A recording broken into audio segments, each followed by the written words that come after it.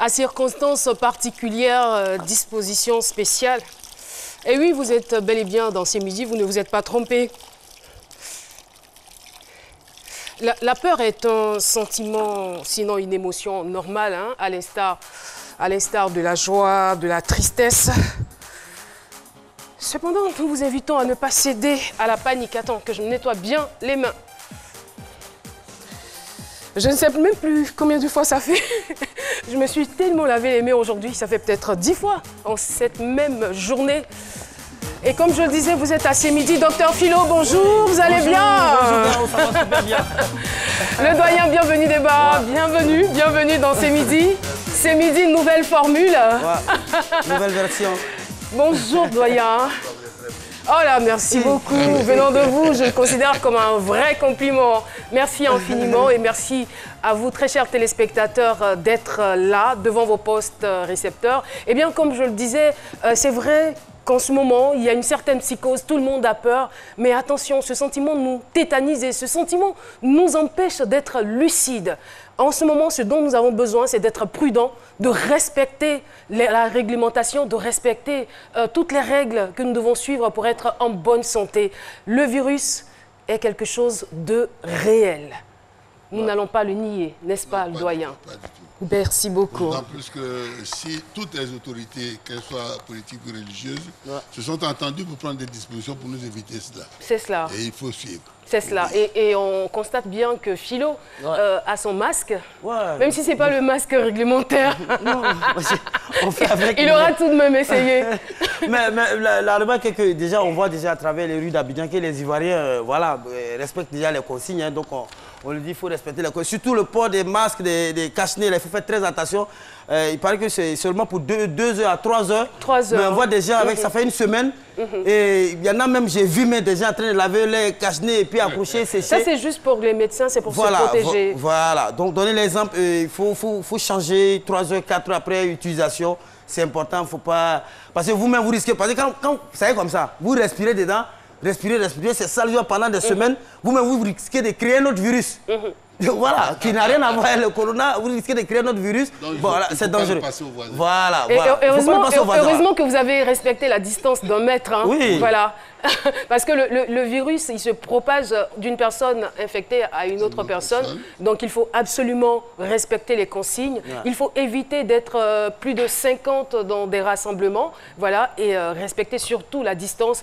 Se laver régulièrement les mains avec de l'eau et du savon. Ouais. Et voilà. Quoi d'autre encore, docteur Philo? Les gels également aussi, il faut utiliser les gels hydrauliques. Voilà. Les gels hydrauliques, c'est lorsque vous vous trouvez dans des situations où vous n'avez pas la possibilité d'avoir sur vous du savon et de l'eau quand vous êtes dehors. Mais vraiment, il faut faire très attention. Et nous profitons pour faire un big up à tous ceux qui nous suivent de plusieurs pays du monde entier et surtout de l'Europe qui sont en ce moment confinés. Je suis sûre que vous avez en ce moment la possibilité de suivre ces midis. Et nous sommes là pour vous donner toujours de la joie. Ayez le courage et surtout continuez d'observer les règles de bonne conduite.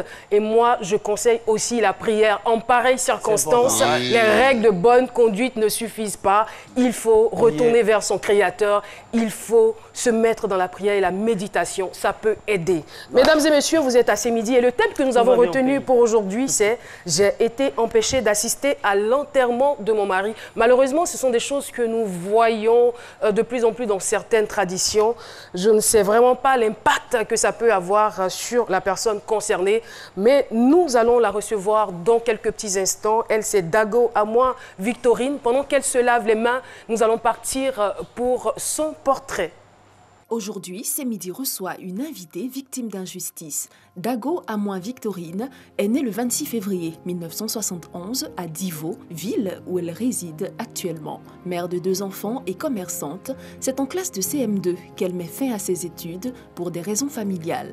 Avec 27 ans de vie commune, Dago Amoin Victorine se marie en 2005 à M. Kwasi Niaba Modeste.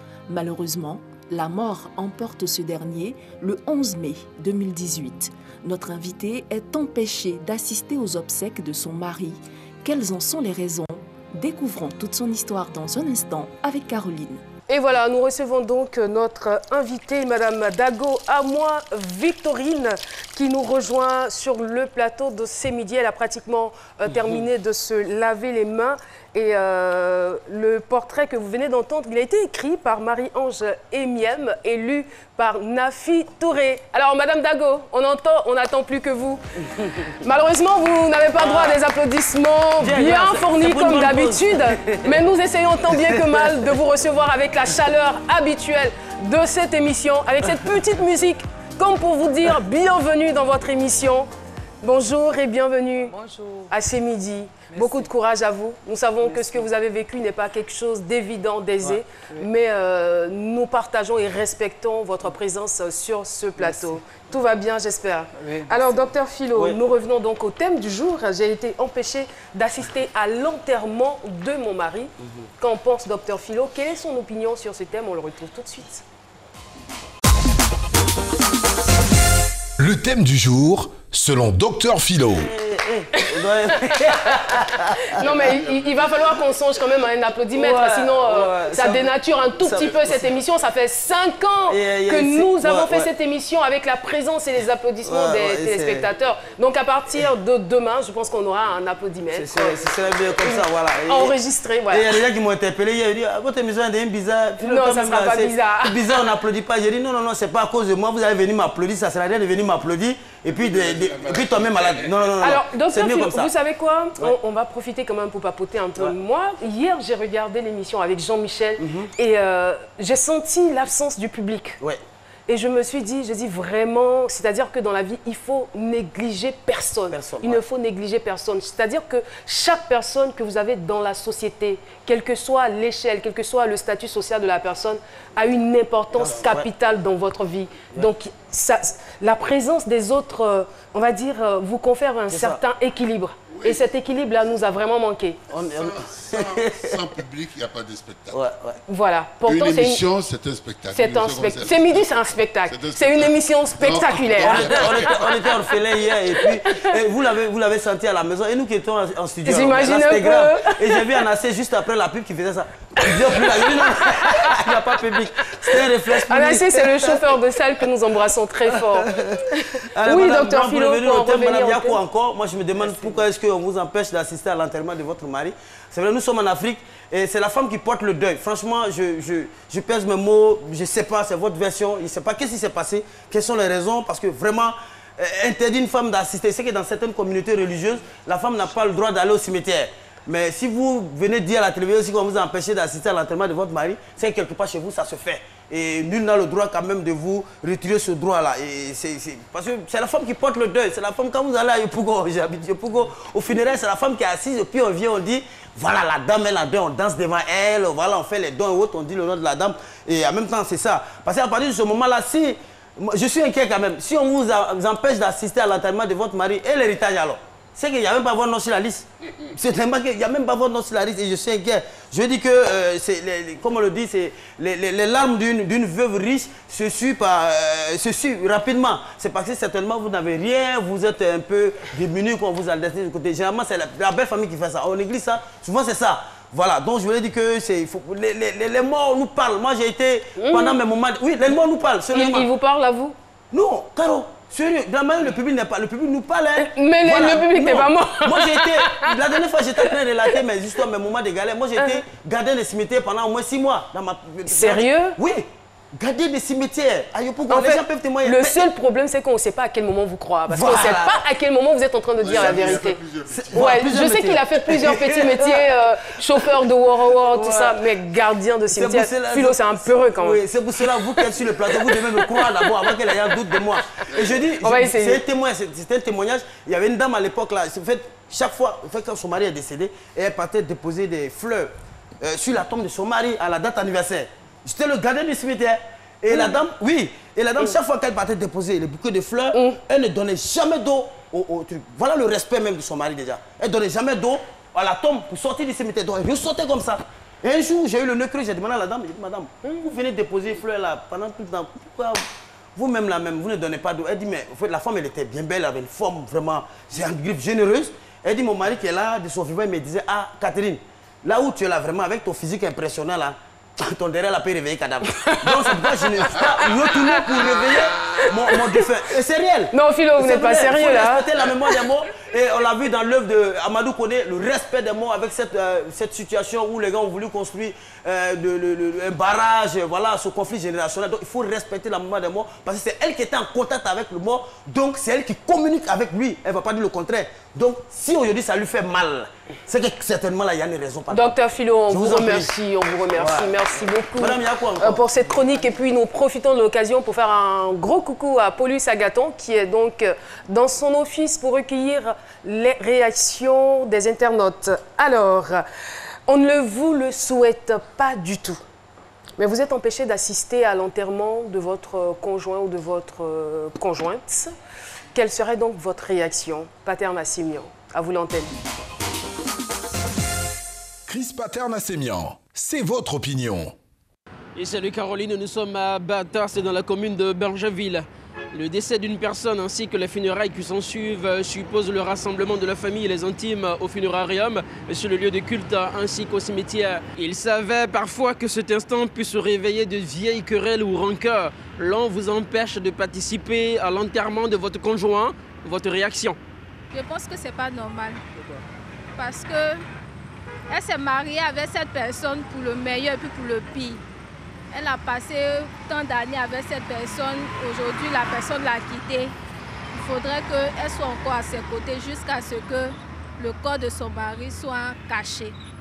Ma réaction sera inattendue, parce que ça va me blesser jusqu'à ma femme encore. On ne doit pas m'empêcher d'assister à l'enterrement de ma femme. Sauf par cas de force majeure comme coronavirus. Oui, ça ne sera pas facile.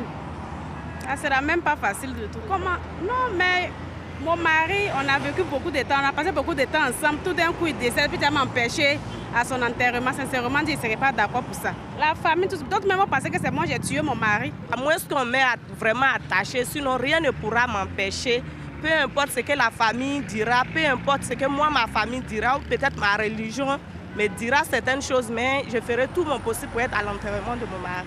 Des situations parfois insolites qui n'échappent pas au quotidien. À vous le studio, Caroline. Merci infiniment, Master à moi, Paterna-Sémian. Petit réaménagement sur ce plateau juste pendant l'intervention de Paterne. Cassandra nous a rejoint. Oui. Vous êtes toute en beauté, Cassandra. Vous allez bien, toute belle. On s'est passé le mot, n'est-ce pas? Tout en blanc.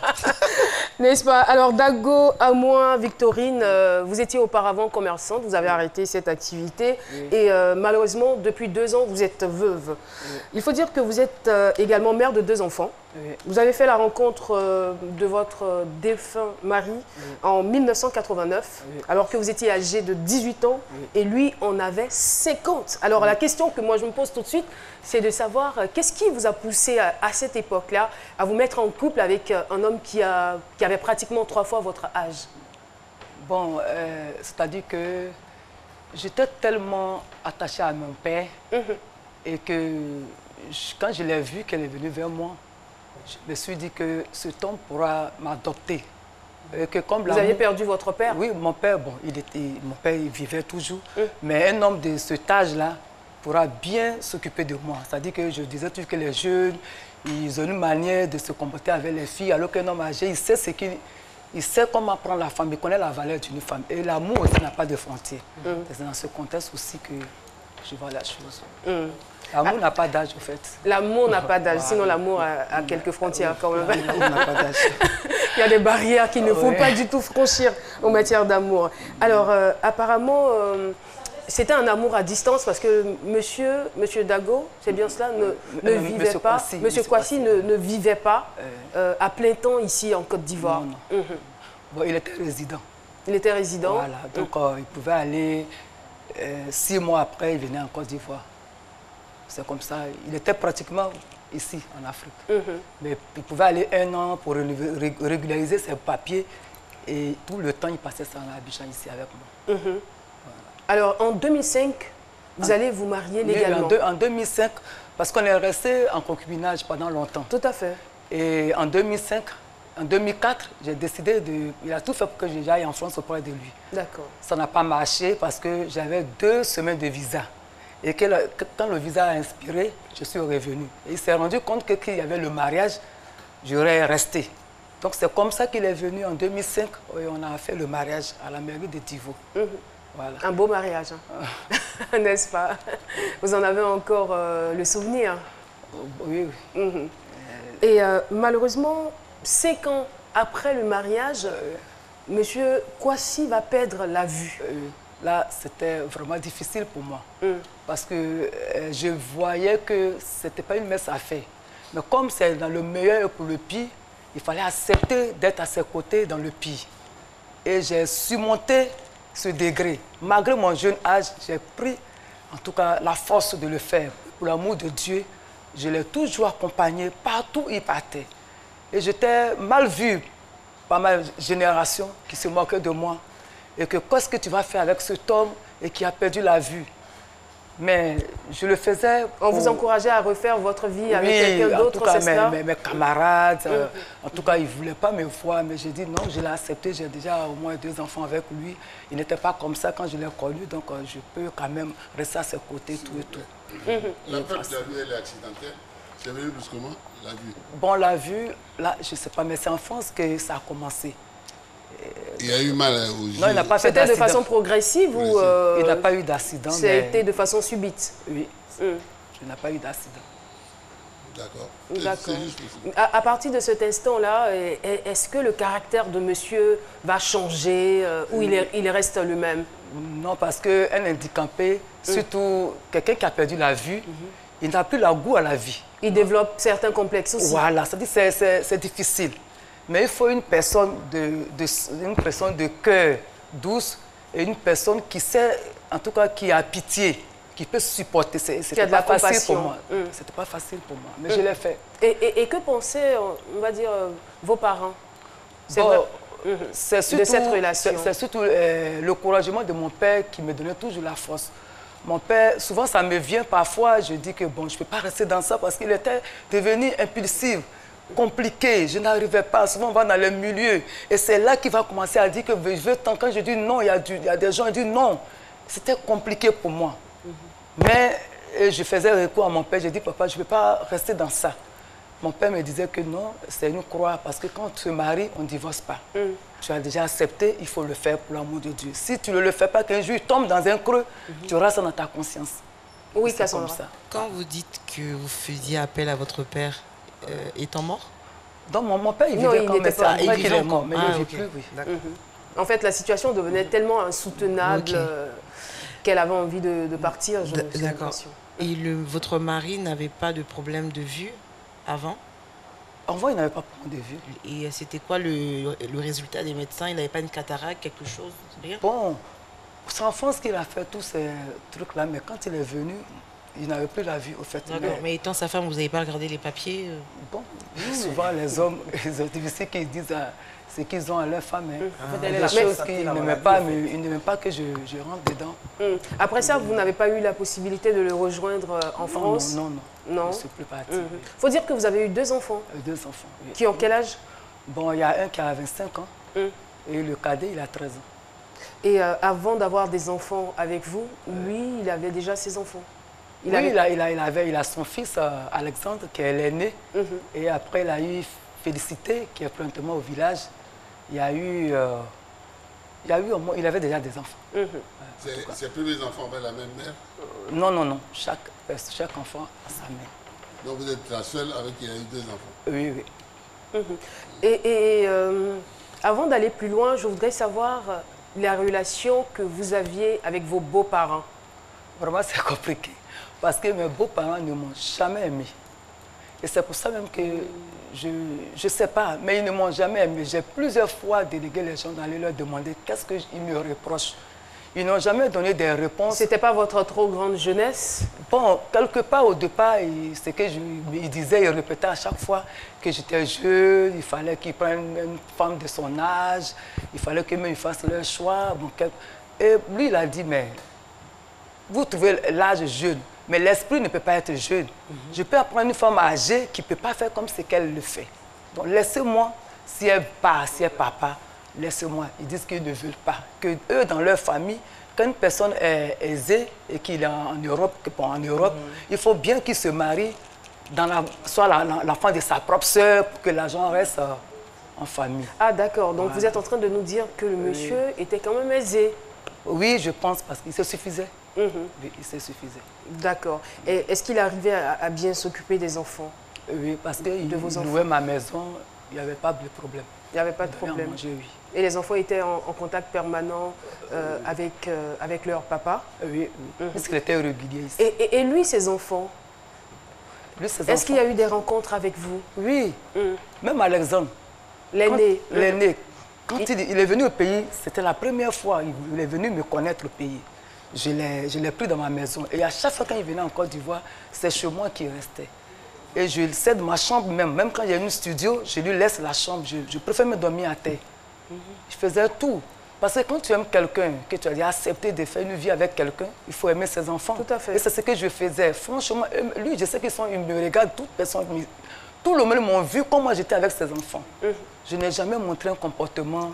Et malgré ça, la belle famille vous détestait. M'ont jamais aimé. Mais comment ça s'est manifesté? Comment est-ce que la belle famille se comportait envers vous? Bon, de façon pratique. La belle famille, franchement, souvent quand je tiens mon mari en main, il me bat. La belle? Oui, il me bat. Pendant que je le tiens en main, il ne voit pas. Il me bat. Qui? Sa soeur, surtout sa grande soeur. Ça, c'était à quel moment, quand il est tombé malade? Oui, il est tombé malade. Il est tombé malade en... Bon, je ne peux pas... Vous n'avez pas la mémoire des dates? Je n'ai pas la mémoire de ça, mais... D'accord. Parce que quand il vient en Afrique, il décide d'aller voir sa mère. Sa mère avait en 95 ans. Et on partait voir sa mère. Souvent, en ce moment, j'étais à Divo, il avait pris mes maison. Il a dit, comme ma mère est vieille, tu vas t'occuper de ma mère. Donc, si tu t'amènes à Abidjan, c'est encore loin. Donc, à Divo, je faisais à manger, j'envoyais la vieille. Souvent, quand il m'envoie l'argent, je prends des gens, je paye pagne. Quand j'envoie le pagne, sa soeur, qui est la grande soeur de mon mari, déchire le pagne. Et la vieille pleurait pour dire que, mais qu'est-ce que vous avez fait? Une personne qui quitte en vie, qui vient me donner à manger. Qu'est-ce que vous avez fait? Donc, et à cause de moi, on ne donne plus la nourriture à la vieille. Donc, ils étaient très durs avec vous? Oui, très durs. Alors, quelques années plus tard, votre époux va tomber malade.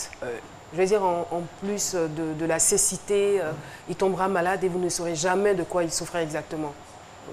Comment vous apprenez qu'il est souffrant? Bon, mon mari est quitté ici. J'ai un peu de difficultés pour maintenir la date, mais il est quitté ici. C'est pas... Bon, quand il est quitté, il est parti en Côte d'Ivoire tout dernièrement. Ça faisait au moins tout à de 6 mois, 7 mois, je n'avais pas ces nouvelles. Et c'est comme ça que son maire de main, je l'ai appelé, puisque c'est lui qui faisait mes mandats pour payer la maison. Son homme de main? Oui, il s'appelle Ahmed. Okay. C'est lui que j'ai appelé et il m'a dit que papa est malade. Et ça fait au moins 6 mois qu'il est à l'hôpital. Mais il a dit de ne pas te dire pour te faire inquiéter, mais je te dis parce que ça ne va pas du tout. Donc quand Ahmed m'a dit ça, quand Ahmed m'a donné les informations, j'ai approché mon fils pour lui dire. Et mon fils a dit, mais maman, si papa est malade, Alexandre, c'est vrai qu'il était en conflit avec le vieux et qu'il a abandonné le vieux dans la maison toute seule. On ne peut pas quand même laisser Alexandre et puis ne pas lui mettre au courant que son père est malade. Moi, je vais l'informer. Il dit, ce qui s'est passé entre lui et son père, c'était un cas qui était très délicat. Et il ne va jamais accepter que son fils vienne. Il dit, maman, je vais le faire, c'est mon grand frère. Et il a contacté son frère sur son mail. Et c'est comme ça qu'il est parti à l'hôpital. Quand il est arrivé à l'hôpital, il m'a appelé. Il m'a dit, Victorine, je suis à l'hôpital, mais papa est vraiment malade. Je dis, bon, qu'est-ce que je peux faire? Faire tout pour que je vienne et je vais rester auprès de lui. Toi, tu travailles, tu ne peux pas rester à chaque fois s'occuper de lui. Il dit, bon, ce n'est pas le moment. Et quand je dis ça, il a privé les jeunes qui me donnent les informations à l'hôpital, c'est-à-dire son mère de mère, il y avait une Valentine qui était sa servante aussi. Il les a chassés tous auprès de son père. Et il a coupé tous les ponts, c'est-à-dire je n'avais pas de communication, les nouvelles, je ne pouvais plus avoir aucune nouvelle au niveau de mon mari. Et j'étais là avec mes enfants, la pression de la maison, sur la pluie, le porteur de maison vient me menacer, la souffrance. Et je n'arrête pas de composer à chaque fois le numéro, mais ça tombait toujours sur messagerie. C'est comme ça, il dit, Eric, j'ai eu une idée. On va appeler son locataire, son propriétaire de maison, et peut-être qu'il m'aura des informations. Martine Passager, je répète bien son nom. Et c'est elle qui m'a dit, mais ce quoi-ci est malade. Mais je ne peux pas vous dire dans la chambre à laquelle ils l'ont hospitalisé, mais le nom de l'hôpital. Et quand on a pris le nom, il a dit, ton fils doit regarder sur le mail et puis connaître le nom de l'hôpital, puis comme ça, vous donnerez des informations. Et comme la France, à chaque fois, il y a des numéros sur les trucs, c'est comme ça que mon fils est rentré sur le mail, il a vu le numéro, voilà, Internet, et on a commencé à appeler. Il faut dire que pour appeler, ce n'est pas 5 francs. Je vendais mes pailles, c'est que je n'ai pas encore cousu pour pouvoir avoir de l'argent, et puis appeler. Et souvent, même quand on arrive sur 10 000, au moment où on veut me passer le monsieur, ça coupe. Je recommence encore. Ce n'était pas facile. Et c'est comme ça qu'un jour, Dieu merci, son monsieur a dit, monsieur Kwasi, vous avez une femme ici, une femme en Côte d'Ivoire qui vous appelle. J'attendais oui. Et il me dit que, mais ça m'étonne parce que ton fils dit que tu es le seul parent, tu es son seul parent et que tu n'as même pas d'enfant en Afrique, personne. Et l'enfant qui a appelé dit que tu es son fils qui appelle Kwasi Eric. Il dit, oui, c'est mon fils. Donc, l'enfant n'était plus content. Et quand j'ai causé avec maman, il a dit, franchement, c'est quelle vie tu fais au pays et puis tu ne m'appelles pas. Je dis, non, Alexandre a coupé, je ne sais pas, mais le numéro ne passe pas. Donc voilà ce qui s'est passé, le numéro ne passe pas. Et il dit, je suis malade. Je ne sais pas si je vais vivre, mais ça ne va pas. Je dis, ah, ils m'ont chassé de la maison. Je ne sais pas où je vais aller avec les enfants. Cette histoire est bien triste. Hein. Ce n'est pas encore terminé, madame. Donc, c'est dans ça. Nous allons poursuivre, ne vous inquiétez pas. Nous allons poursuivre l'histoire. On part pour la pub et donc c'est dans ça on était très vite pour la suite. Grande nouvelle, Planète, American Cola et Bubble Up deviennent encore plus grands. Le Melco Extra maintenant en format 1 litre. Nouveau, Planète, American Cola, Bubble Up en bouteille 1 litre. À découvrir dès maintenant pour seulement 500 francs. Pour encore plus de plaisir. Un produit NBC. Yes, they can be giving me away. Yeah, I got the power. Oh. Look at more.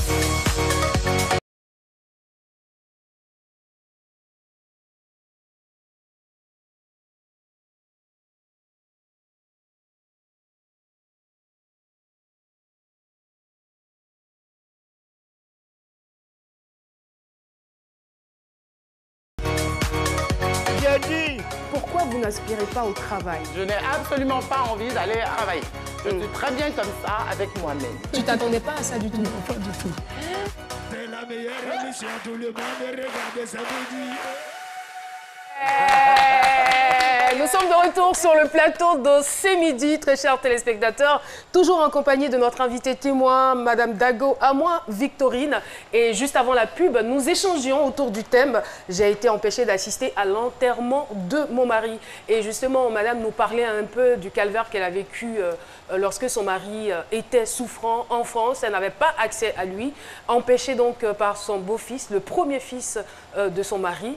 Et voilà, les choses ne se sont pas du tout améliorées jusqu'à ce que ce dernier nous quitte. C'est bien cela. Oui. Alors, comment est-ce que vous allez apprendre la mort de votre époux? Oui, parce que quand, à l'hôpital où il était, la première hôpital où il était, là-bas, ils ont décidé de m'aider pour que je vienne auprès de lui. Et quand il a vu que là-bas, il était menacé parce qu'ils ont su que tout ce qu'il disait n'était pas vrai, il a déplacé son père et il l'a mis dans l'hôpital des Diaconesses. Là-bas, on n'avait même plus des échos, on ne savait plus comment faire. Et on a fait un retour encore à l'hôpital où il était auparavant. Quand vous dites « on », il s'agit de qui? De mon fils et moi. Voilà. Et c'est lui vous avez pu partir en France? Mon fils, j'ai un enfant qui a 25 ans, c'est avec lui que je faisais ses recherches. Les donc, recherches, quand je dis d'accord. Donc vous continuez les recherches. Donc quand c'est là-bas de l'hôpital, l'ancien hôpital il était, c'est là-bas, on nous a dit que c'est dans l'hôpital des Diaconesses. Et c'est là qu'il a fait les recherches et on a aussi trouvé son docteur, Son médecin. Et c'est son docteur qui a dit aussi la même chose, qu'il va me faire un certificat médical pour que je vienne. C'est ce que j'attendais. J'attendais, alors que mon mari est décédé. Et qu'ils ont déjà envoyé son corps à la morgue auprès de son village, Iré. Donc comme ça, j'étais là. C'est parce qu'il est mort que je sentais des malaises. Je ne me sentais pas bien. Donc ma servante a appelé ma grande soeur. que maman est malade depuis un certain moment, il faut venir. Et quand ma grande soeur est arrivée, je dis, ah, comme j'ai des menaces de la maison n'est pas payée, prends mes affaires et puis va avec ça au village. Et je l'accompagnais maintenant au village. C'est à la gare BG que j'ai vu les femmes qui avaient porté les uniformes. Mes beaux-parents, je les ai, mes beaux-cousines, je les ai vues. Quand ils m'ont vu, chacun a pris son côté. J'ai dit à ma grande soeur, mais je ne comprends pas, pourquoi ils me voient et puis tout le monde se disperse. Et j'ai une nièce aussi qui est la nièce de mon du côté maman, mais du côté papa, c'est la nièce aussi de mon mari, qui s'est approchée. Elle a dit, mais Victorine, tu ne vas pas aussi à au lever de... aux obsèques de ton mari. Il dit, qui? Il dit, mais Fajon, parce qu'on l'appelait Fajon. Fajon est décédé. Je dis, quoi? Je ne crois pas. Elle dit, si, c'est le vendredi, là, on fait lever du corps. Ça doit être quand même terrible comme ça d'apprendre dans mais la je rue. vous assure que j'ai pissé sur moi. J'ai eu, excusez-moi, mais j'ai eu mes menstrues. Et je tremblais sur moi. Et c'est comme ça que ma grand-soeur m'a appelé pour dire, je sais que tu souffres. Je peux, si je peux. Elle dit, non, vas-y avec mes affaires. Mais je vais tenir bon. J'ai pris le cas, je suis arrivée à la maison. J'ai pleuré, j'ai dit, non, les pleurs ne peuvent pas arranger mes choses. Je vais me lever. Et je suis partie à l'ambassade de France. J'ai expliqué, pendant que j'expliquais le jeune qui était là, il y a eu des journalistes qui avaient une conflit. Pourquoi l'ambassade de France? Est-ce qu'il était, il avait la nationalité? Je ne savais plus, je cherchais. Vous cherchiez des solutions? Voilà, je ne savais plus. D'accord. Donc là-bas, ils ont dit, s'il était français, on aurait pu vous aider. Mais il est résident. Donc allez-y à la justice pour que la justice vous donne les directives. Et c'est là-bas que le juge, la justice m'a dit de prendre un huissier. Et que l'huissier, maintenant, va faire une opposition de l'enlèvement du corps. Et c'est comme ça, quand ils sont venus prendre le corps pour aller enterrer, parce que c'était le vendredi, le morgue les a dit qu'il y a une opposition qui est faite sur le corps. Donc, au moment où le vendredi n'est pas encore arrivé, arrangez-vous avec l'épouse. Ils disent qu'eux, ils ne me considèrent pas en tant que la femme de leur frère, leur neveu. Ils s'en foutent, je suis une famille pauvre, ils s'en foutent de moi. Donc, ils ont compté sur leur personnalité, des cadres. En tout cas, ils ont des cadres, ils ont des hauts cadres. Moi, je n'ai personne. C'est l'occasion aussi pour nous d'informer les téléspectateurs. Si vous vous retrouvez dans ce genre de situation, vous avez la possibilité de recourir à un juge de tutelle donc, qui va entrer en contact avec les parents pour entamer une médiation. Voilà. Donc, ils n'ont pas eu de considération.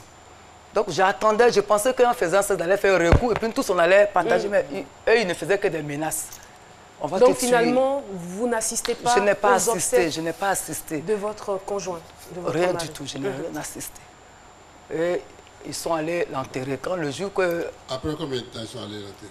Après combien de temps? Non, non, le corps est resté 5 mois, si je ne mens pas, 5 mois. C'est là que j'ai fait opposition. C'est vous qui avez levé votre opposition? Non, c'est moi qui suis parti faire me lever. Ok. Parce que j'ai demandé les documents. Et comme vous ne voulez pas que j'assiste à l'enterrement, je veux les documents qui pourra donner la justice droit qui pour dire que son mari est mort. Donc je veux les documents qui prouvent aussi qu'il est vraiment mort en France. Donc il dit qu'il ne donnait pas son fils, mais avec la justice, il a fait venir ça par mail. Et à cause des documents, la justice m'a appelé pour dire de faire me lever. Et quand j'ai fait me lever, il les a donné le droit pour que je parte aussi assister mon mari, mais ils ont dit que non, qu'ils ne veulent pas. C'est toujours la famille qui s'est opposée. Voilà. Alors, pour revenir donc au droit, juridiquement, la mort dissout le mariage, donc la famille a le droit d'organiser les obsèques. Cependant, puisque vous aviez l'information de ce qu'on vous empêchait d'assister aux obsèques de votre mari, vous auriez pu recourir à un juge de l'urgence qui serait donc intervenu en votre faveur. Paulus Agathon a enregistré quelques réactions des téléspectateurs. On le retrouve tout de suite. Alors Caroline, il y a de nombreuses réactions sur la page Facebook C'est Midi. C'est l'occasion d'inviter ceux qui ne l'ont pas encore liké à liker la page C'est Midi. Mais il y a une question qui revient la plupart du temps et c'est d'ailleurs la seule que j'ai retenue pour mon intervention. Alors on a Issa Traoré de Fatoumata qui dit c'est vraiment triste, on imagine ses douleurs quotidiennes.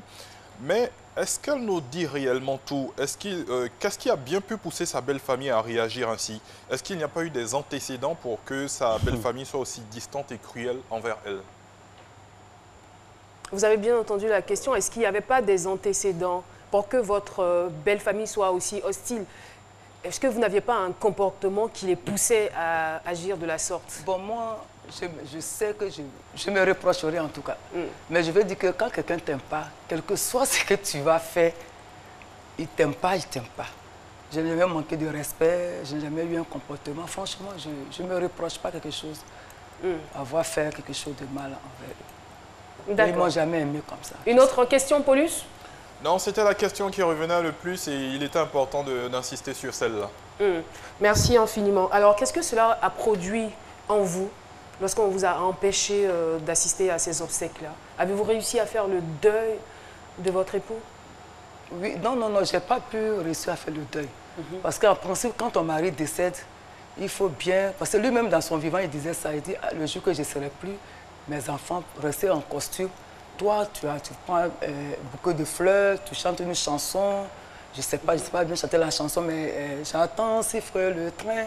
C'est ce qu'il me disait toujours. Et ça ne vous faisait pas peur?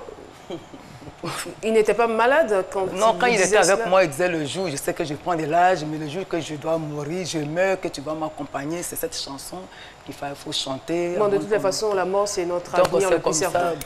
Donc, ils m'ont empêché de tout. J'ai eu vraiment mal. Jusqu'à aujourd'hui, ils ne m'ont pas fait de deuil. Je suis là. Mais pourquoi vous voulez coûte que coûte, vous avez voulu coûte que coûte aller à l'enterrement? Vous ne vous dites pas quelque part que de toute façon, de son vivant, sa belle famille ne m'aimait pas. Apparemment, rien ne devrait vous surprendre aussi. C'est son mari. Vous pouvez vous dire, bon, rien ne me surprend. En fait, quelque part, souvent, quand il y a des situations, tu te dis, bon, je laisse tomber et puis je vais penser à autre chose. Vous avez un proche qu'il décède, vous avez forcément besoin d'être là. Juste voir le corps pour faire le deuil. Je n'ai même pas eu le corps. Il faut lui dire au revoir. Mais j'imagine son traumatisme. Je n'ai même pas eu le corps. Est-ce que vous avez eu la possibilité de rencontrer des psychologues ou des hommes de Dieu, des religieux après? J'ai commencé à aller. J'ai une amie qui est à la chose HMA. J'ai commencé à être suivi un peu, sinon ça m'a fatigué.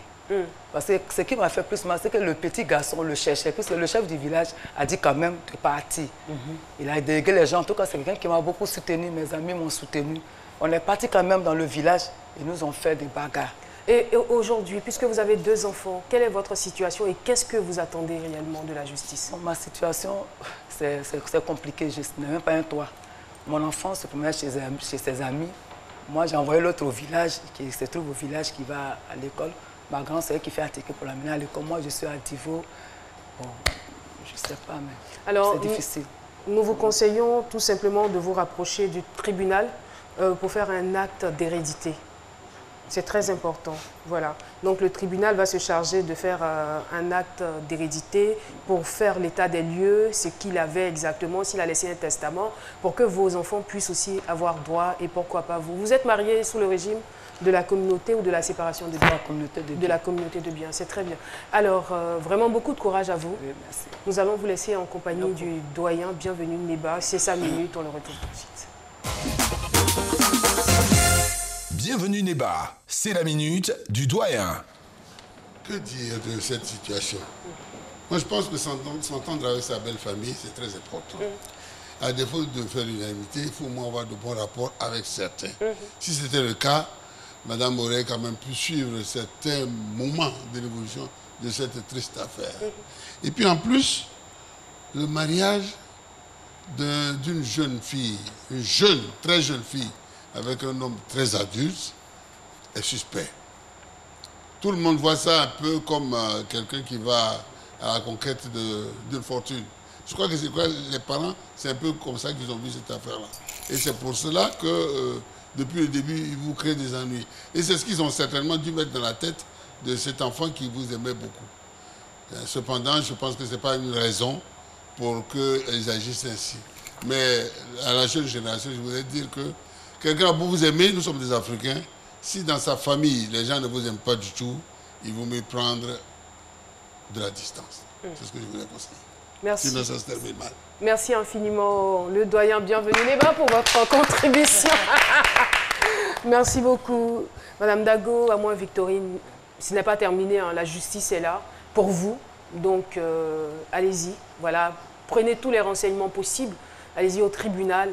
Expliquez ce que vous nous avez raconté sur ce plateau et on espère que vous trouverez une solution. Et puis encore beaucoup de courage à vous. Oui, mais on a déjà essayé. Mais n'abandonnez pas. Oui, on a essayé de faire venir tous mes documents concernant le mariage. J'ai envoyé l'association. Et quand je les ai rappelés, ils ont dit de voir Alexandre. Et à chaque fois quand je fais... Mais vous n'avez pas accès à Alexandre, vous faites comment? Non, je n'ai pas accès à lui. Ça va aller. En tout cas, on vous souhaite bonne chance. Merci d'être venu partager votre expérience avec nous. 22 01 00 00, c'est le numéro qu'il faudra appeler pour pouvoir participer à cette émission. Sur ce, mesdames et messieurs, je vous laisse en compagnie de Cassandra Assamoah. La vie, elle a pris son travail où? Oh, pardon, ton joueur là, il pour rien. On reste tranquille, on va vous montrer comment. Où trouver une agence pour se réabonner la nuit là? Mon pour toi aussi. Tu veux payer par Move Money? Move Money fait ça aussi. Mais oui, Move Money fait tout.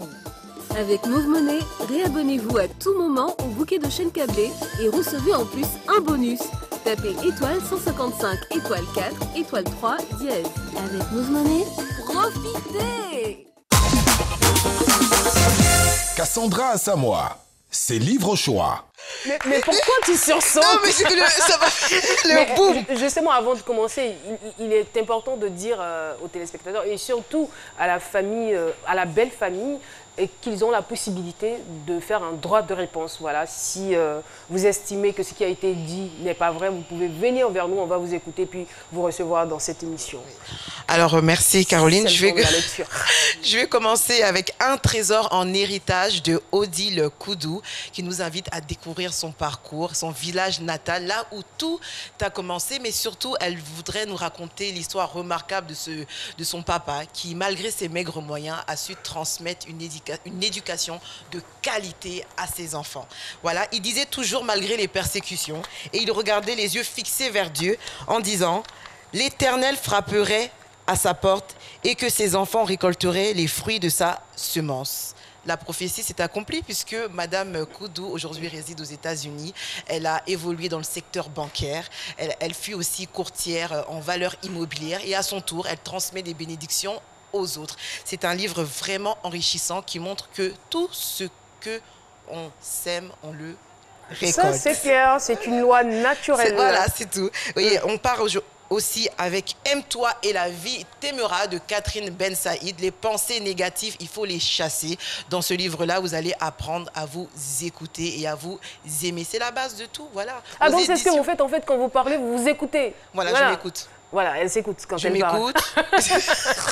Je m'écoute et j'apprends à m'aimer. C'est pas facile de nos jours. Voilà, restons positifs et apprenons à nous aimer aux éditions Pocket et dans toutes les librairies de la place. Et excusez-moi, mais pour Odile Koudou, vous pouvez retrouver le livre aux éditions Mouna et Xoulon Presse. Voilà, Caroline. Merci beaucoup. Apprenons à nous aimer, mais pour cette période, aimons-nous à distance. Voilà, distancia. Ne vous serrez pas la main, ne vous faites pas d'accolade. Oui, Philo, vous voulez intervenir? Il a dit tout à l'heure que vous avez dit, écoutons ce qu'on dit, c'est apprendre à s'écouter. Apprendre à s'écouter. Je comprends maintenant, à s'écouter soi-même, c'est important. C'est désir. Fais attention à ce que tu vas dire. Oui, parfois, mes parents, à l'époque, quand je faisais des bêtises, maman me disait, est-ce que toi-même là tu entends ce que tu dis? C'est maintenant que je vois l'importance. Il faut apprendre à s'écouter. Est-ce que tu t'entends? Merci beaucoup.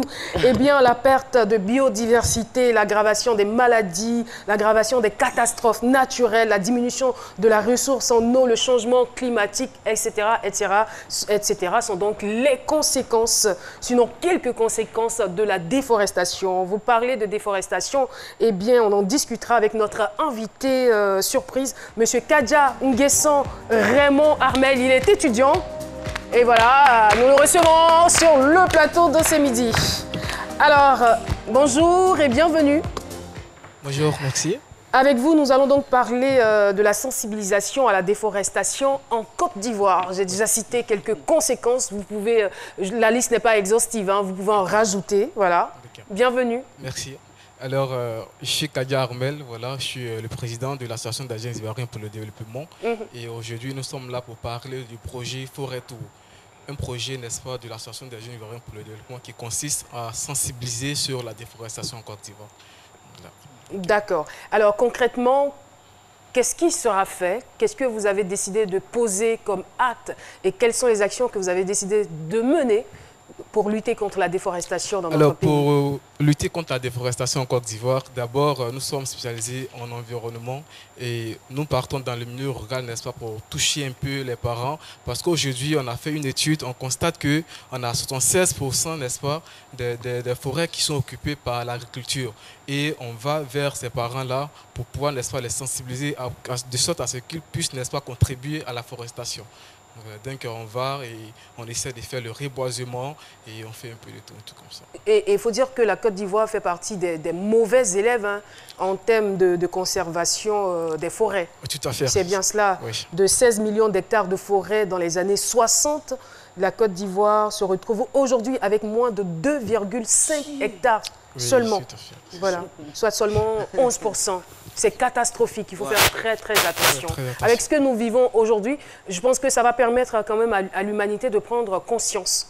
De la protection de l'environnement dans lequel nous nous retrouvons et aussi de ne pas être trop imbus de nos connaissances ou encore de la science. Voilà. La science aujourd'hui est en train de démontrer ses limites. Respectons ce que nous avons, respectons notre environnement et respectons surtout la vie. Elle est précieuse, on s'en rend bien compte. Merci infiniment, Kadja, d'être venu sur le plateau et nous vous encourageons dans ce sens. L'émission est terminée, très chers téléspectateurs. Merci de nous avoir suivis. Nous vous encourageons à la prudence et au respect des règles à suivre pour éviter de contracter la maladie. Responsabilité à tous les niveaux. Merci beaucoup de nous avoir suivis. On se retrouve demain pour un autre numéro de 6 midi. D'ici là, restez sur RTI 1, la chaîne qui rassemble. Bye bye.